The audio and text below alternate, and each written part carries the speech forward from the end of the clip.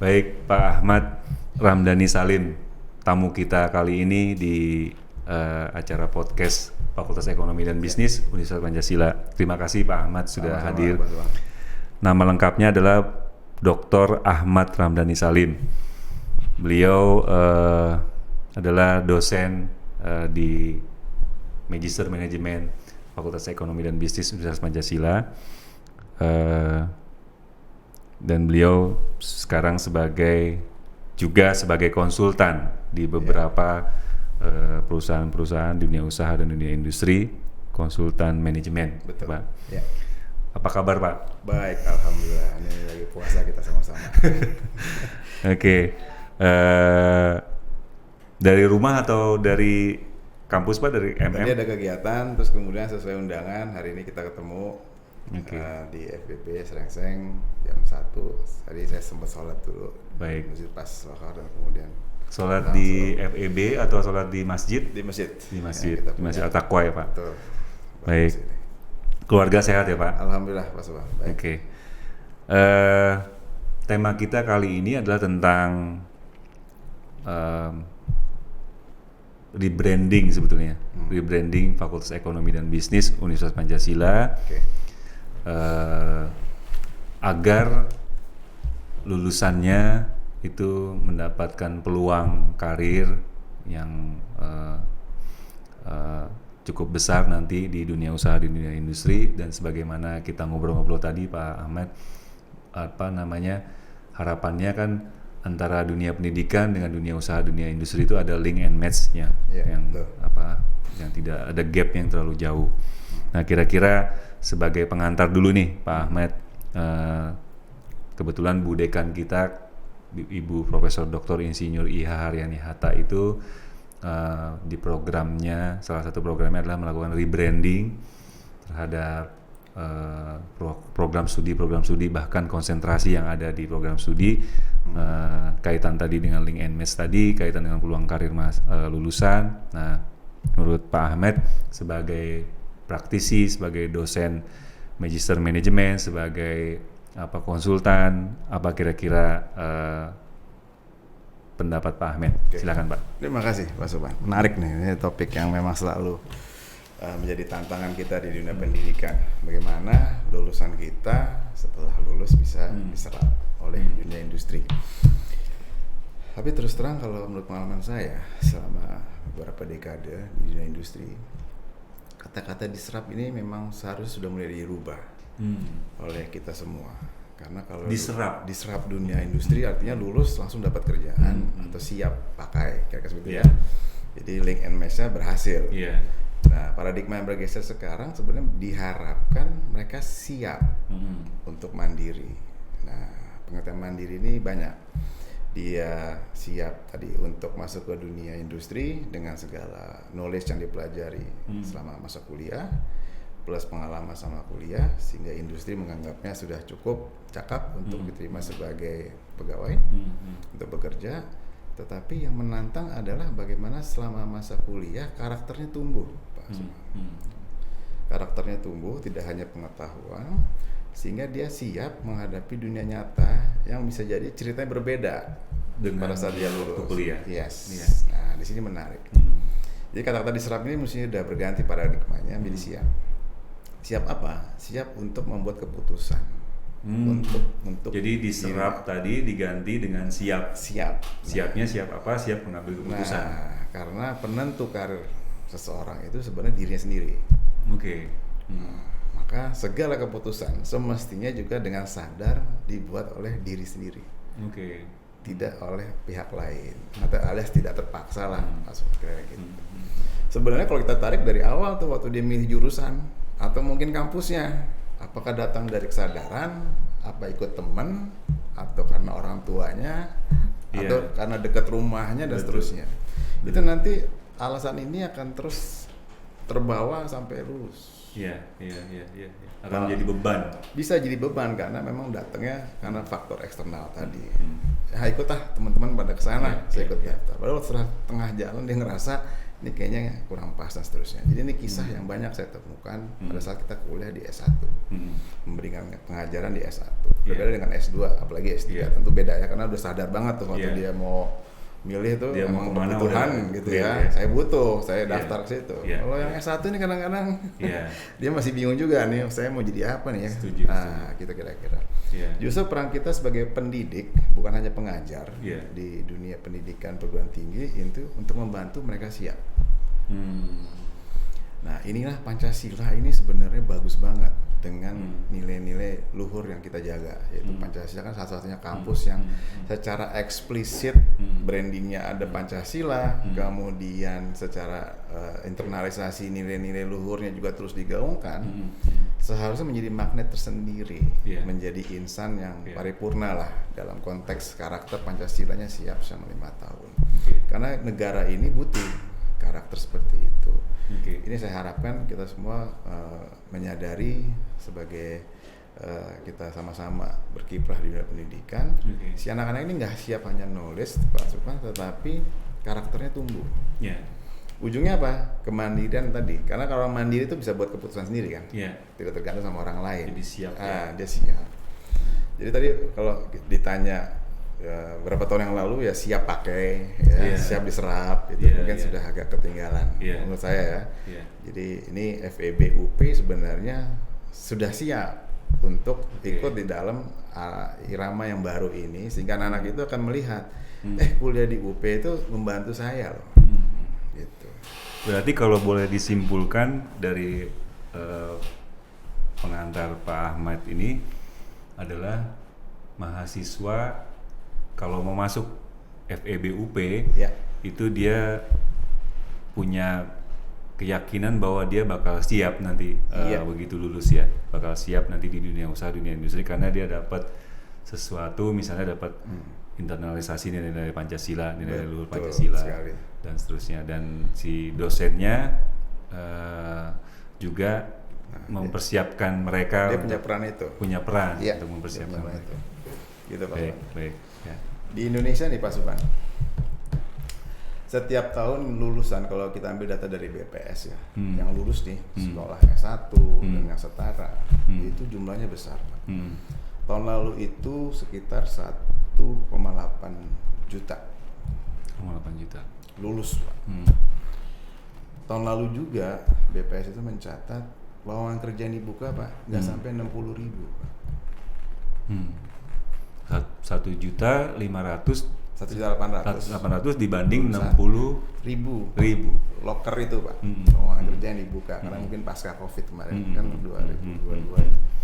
Tahun 2021 itu lowongan kerja yang dibuka data BPS sekitar hampir 600.000. Memang normal segitu, 600.000 700 lowongan kerja. Sedangkan angkatan baru yang tiap tahun itu sekitar 2,5 juta. Jadi bottleneck. Kalau kita menyiapkan diri untuk mencari pekerjaan atau diarahkan anak ini untuk siap kerja saja. Jadi bottleneck itu masalah besar Pak. Dan itu tanggung jawab kita juga sebenarnya. Jangan sampai kita hanya tanggung jawab dia sampai wisuda dan setelah itu kita lepas anak-anak itu Pak. Dan berjuang sendiri tanpa memfasilitasinya. Justru peran UP ini dengan jaga nilai luhur Pancasila tadi itu terus bantu mensupport, memfasilitasi, dan itu yang dijual sebagai branding kita. We are responsible from the moment Anda daftar sampai Anda siap masuk ke industri. Itu Pak, sangat Pancasila. Makin Pancasila, makin Pak. keren Pancasilanya. Kalau tidak hanya selesai sewisuda bye-bye gitu, tapi sampai dia di dunia usaha atau dunia industri. Dan mudah-mudahan lanjut lagi nanti S2-nya balik lagi ke Baik. Pancasila dan gitu. Nah, memang alhamdulillah sih selama ini kita punya alumni-alumni yang masih care care terhadap alma maternya, terhadap adik-adik kelasnya. Jadi banyak juga dari alumni lulusan FEB UP yang bekerja di tempat-tempat alumninya gitu ya. Jadi alhamdulillah alumninya masih banyak yang care pada kampusnya. Oke, kemudian kita langsung spesifik ke rebrandingnya nih Pak Ahmed. Berarti kan tadi kita sepakat bahwa mahasiswa kita siapkan gitu ya di dunia usaha, di dunia industri nanti setelah lulus itu menjadi tugas dosen, bukan hanya sampai di wisuda saja. Iya. Di antaranya adalah menyiapkan dengan internalisasi nilai-nilai luhur Pancasila tadi dan sebagainya, keahlian, ke skill dan seterusnya ya. Nah, berikutnya lebih spesifik ke rebranding. Ya. Kebetulan Ibu Dekan kita ini sedang merebranding program studi S1 Manajemen. S1 Manajemen, Prodi S1 Manajemen. Sebetulnya Prodi S1 Manajemen ini sudah punya 4 konsentrasi. Ada 4. Yang pertama, nomenklaturnya masih zaman dulu. Manajemen pemasaran, manajemen operasional, manajemen keuangan, dan manajemen SDM. Nah, Ibu nih kemudian resah, kemudian bicara dengan saya, ngobrol-ngobrol, diskusi, pengen ganti nih, merebrand nama jadul ini. Jadi manajemen pemasaran diganti dengan S1 Creative Marketing, manajemen operasional kita update namanya dengan kekinian, yang paling kekini banget itu S1 Value Chain Management. Yang manajemen keuangan kita update lagi kekinian lagi dengan S1 diganti dengan S1 Digital Finance and Investment. Dan yang terakhir sumber daya manusia kita Ibu ganti dengan S1 Human Capital. Betul sekali. Ya, memang itu. Ya, rebrandingnya 4 itu ditambah satu lagi Pak Ahmed, satu lagi kewirausahaan. Jadi konsentrasi kewirausahaan atau entrepreneur itu kita brand namanya, sebetulnya 4 tapi nambah satu, ini benar-benar baru konsentrasinya sekalian, namanya S1 Business and Innovation. Nah, tepat sekali. Iya, bahasa sederhananya kewirausasahaan lah. Betul. Iya. Nah, kira-kira Pak Ahmed sebagai tadi praktisi, sebagai konsultan manajemen di dunia usaha, di dunia industri, dan juga sebagai dosen di S2 ya, pasca sarjana Magister Manajemen, apa pendapat Pak Ahmed atau terkait ini? Iya, terkait dengan apa yang tadi rebranding tadi 5 hal tadi. Silakan Pak. Terima kasih Pak Subang. Saya senang kita semua di Pancasila menyadari zaman sudah berubah banyak. Iya. Kan? Betul. Jadi nggak boleh telat. Betul. Karena generasi yang terbaru nih, anak-anak generasi milenial punya style tersendiri, punya kebutuhan tersendiri, dan cara belajar juga berbeda. Jadi rebrand itu kan the whole package ya sebenarnya, tidak hanya labeling dan kemudian berhenti di situ, tapi di dalamnya itu yang tidak mudah, Pak.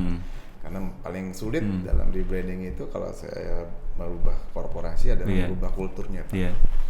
Karena di situ poin pentingnya. Kalau kulturnya masih lama, rebranding ini hanya jadi tempelan, label, sign yang memang begitu masuk.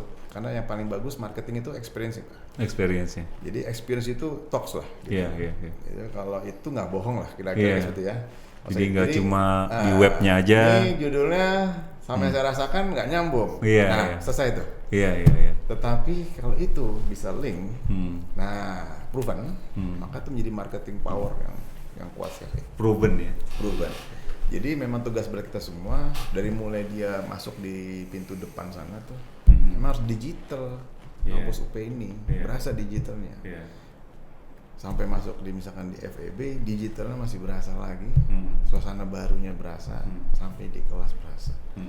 Bagaimana kita terapkan itu, Pak? Kalau nggak perubahan secara the total, bukan hanya kurikulum jadinya. Rebranding nggak bicara kurikulum loh. Ini the way we work. Ya, yang stylenya memang harus sesuai dengan si branding yang kita mau keluarkan. Ini kalau saya bicara sebagai konsultan ya. Jadi memang area yang harus disentuh 100%, Pak. Banyak ya. 100%. Ternyata.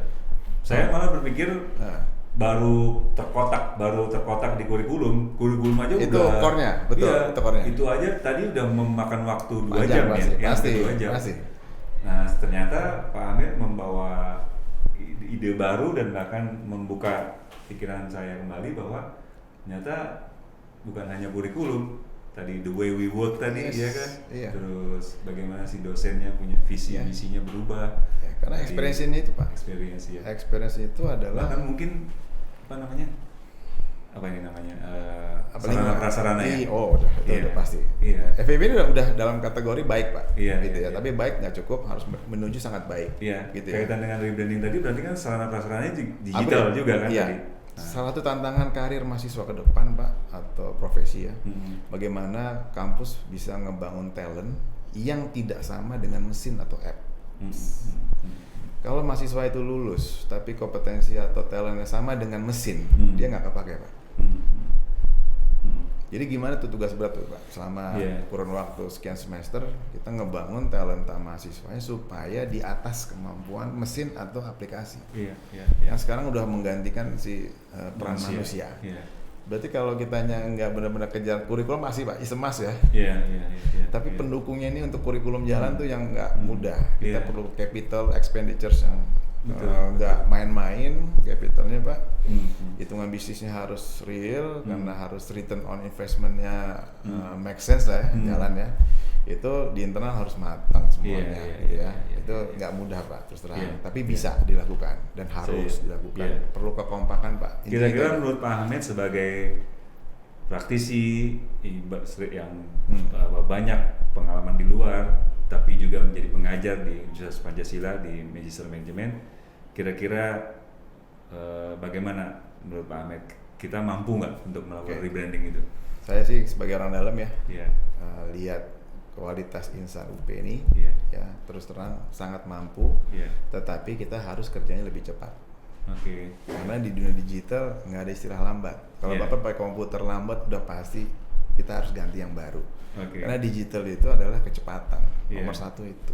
Maka manusianya juga harus cepat.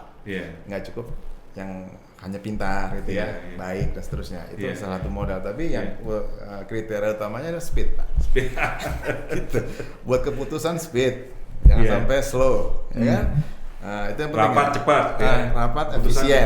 Efisien. Tapi kalau masih ada slow-nya, berarti kita nggak masuk ke era digital Pak. Walaupun perangkat kita semua full digital, tapi manusianya sangat-sangat jauh dari yang dimaksud oleh teknologinya. Karena kita kan di era industri 4.0 kan sekarang ya, semua sudah mengarah ke sana. Manusianya agak ketinggalan Pak, terus terang, gitu. Karena tidak melihat ini sebagai suatu momentum untuk berada di atas tadi. Makanya saya bilang, kalau mahasiswa skillnya sama dengan mesin sama aplikasi, sulit untuk dia berkembang. Nah, kurikulum itu harus membuat dia upgrade dengan yang apa sudah tersedia di dunia industri. Karena dia memang udah otomasi. Kenapa saya masih perlu Anda untuk kerja? Mesinnya sudah jalan semua kok. Sedangkan anak ini mempelajari cara kerja yang manual, misalkan gitu ya. Jadi ini yang nggak link tadi. Kita ngajarinnya cara kerja, di sana sudah otomasi. Industrinya udah otomasi. Jadi sayang kan kalau seperti itu terus. Ini yang PR berat Pak Bapak dan teman-teman semua kita di sini. Kurikulumnya harus upgrade jauh, malah melampaui kebutuhan kalau bisa. Bukan memang ada kebutuhan baru kita bikin. Jadi karir ke depan menarik di dunia digital seperti itu Pak. Ini kalau karir profesi ya. Tapi sisi lain ada B-nya kita Pak. FEB itu kan bisnis. Nah ini berarti entrepreneur, spirit yang dikembangkan. Itu beda lagi. Karena ini dunia yang berbeda nih. Kalau tadi dunia untuk profesionalisme, ini dunia untuk entrepreneurship. Ini that's a different spirit Pak. Gimana sekarang kita punya inkubator bisnis bagus nggak? Misalkan harus dikembangin terus inkubator bisnis. Kerjasama dengan pelaku usaha yang memang membutuhkan gitu ya, anak-anak kreatif ini sejauh mana? Karena beda Pak di dunia bisnis. Dia perlu ide, bukan uang. Karena yang mahal tuh sekarang idenya itu. Kalau uang bisa dicari, bisa dapat segala macam. Tapi kalau punya ide itu hak paten yang pertama harus kita kuasai. Nah itu yang kita perlukan dari anak-anak ini Pak. Di Indonesia ini Pak, statistiknya 99% itu format usaha UMKM. Sisanya 1% itu formatnya korporasi. Jadi memang arahnya besok kita bikin small business, tapi punya value creation yang tinggi. Jangan walaupun dia small medium enterprise ya. Iya, tapi value-nya tinggi. Gitu ya, karena bisnis perlu value bukan size. Dari organisasi nggak terlalu masalah. Karena semua bisa di outsource. Tapi gimana value-nya tinggi. Nah, itu yang berbeda pada saat kurikulum lagi mendesain entrepreneurship. Kalau tadi kan ada kurikulum yang mendesain Iya. profesi. Iya. Nah, ada B-nya kita lupa, PR-nya besar di situ. Iya, Ini iya. nggak mudah loh membuat B-nya jalan Iya. dari FEB. Kalau dulu kan fakultas ekonomi aja kan, Ekonomi aja. nggak ada B-nya. Nggak ada. Bertahun-tahun fakultas ekonomi aja. Iya. Begitu ada B, ini beda ini kurikulumnya. Iya. Cara kerjanya nggak bisa di kelas. Hmm. Dia harus di luar, Hmm. lebih banyak Pak, Hmm. dibandingkan di kelas. Hmm. Karena B, kalau profesi ya jelas bisa dipelajari di kelas. Karena untuk profesional Anda harus punya sertifikat nantinya, Iya, iya. training. Tapi orang bisnis nggak bisa Pak. Hmm. Dia berada di luar dunianya. Hmm. Nah, ini gimana kurikulum mendesain itu supaya anak-anak ini dengan MBKM ini punya kesempatan di dunia nyata sampai mengasah dia punya entrepreneurship. Baik. Itu menurut saya penting Pak. Ya. Mendesain kurikulum yang secara Iya. paralel mesti di-create loh. Itu Iya. tantangan tuh Pak. Iya. Seru ya Pak. Gitu Iya. Pak Soban. Iya. Saya senang lah negaranya udah akselerasi nih di FEB.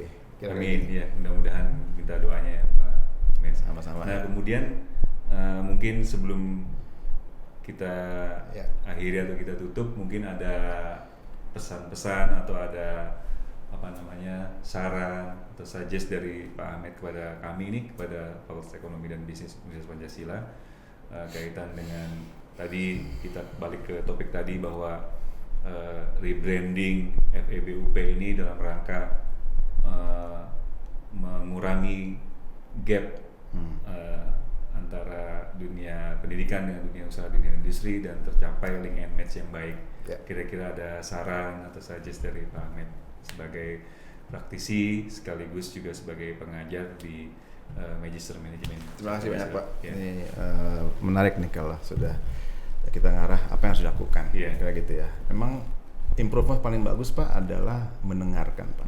Jadi harus mendengarkan dari banyak pihak. Iya, iya. Itu kita baru bisa bagus Iya. kalau berani untuk membuka diri. Betul, betul. Mendengarkan itu berarti banyak. Mahasiswa kita dengerin, Betul.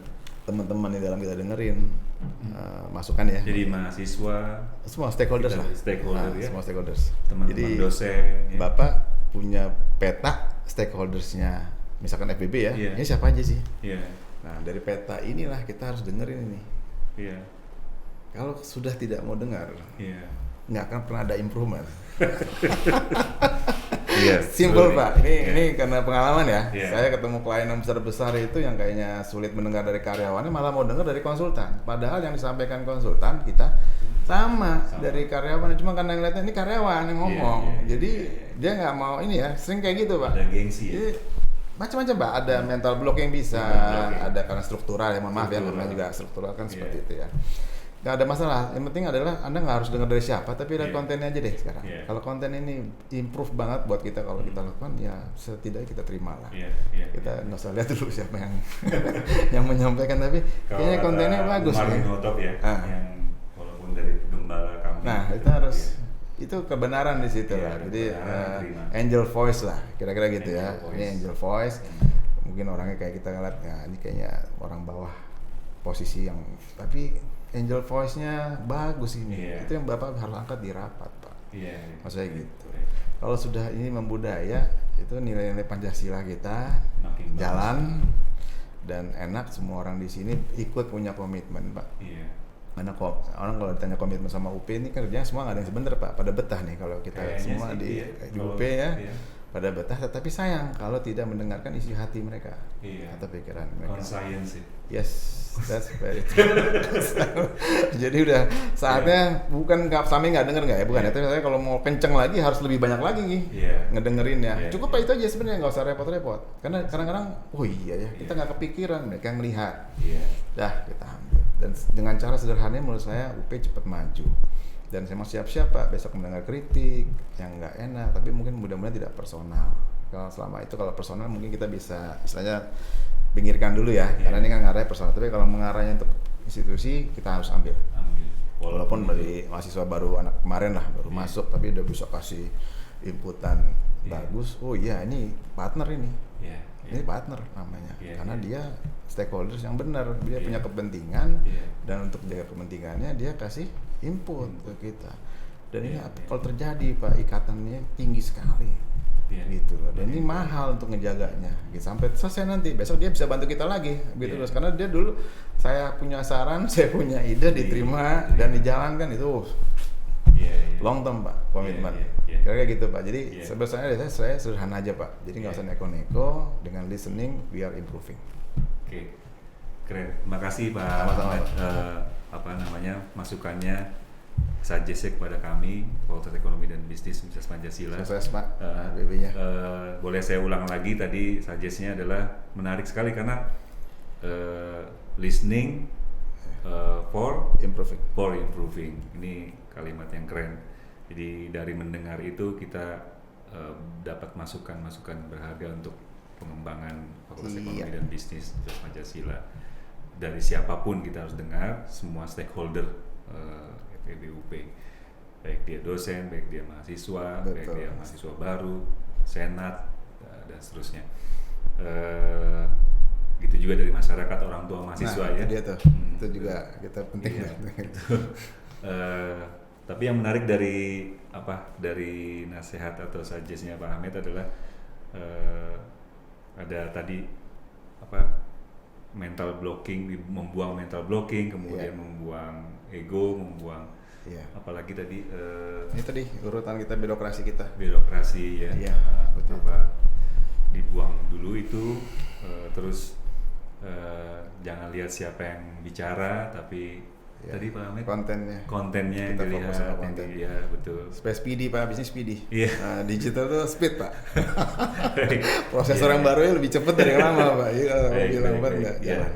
Terima kasih banyak Sama-sama. Pak Ahmed, atas suggest-nya pada kami tentang rebranding Fakultas Ekonomi dan Bisnis Universitas Pancasila dalam rangka mencapai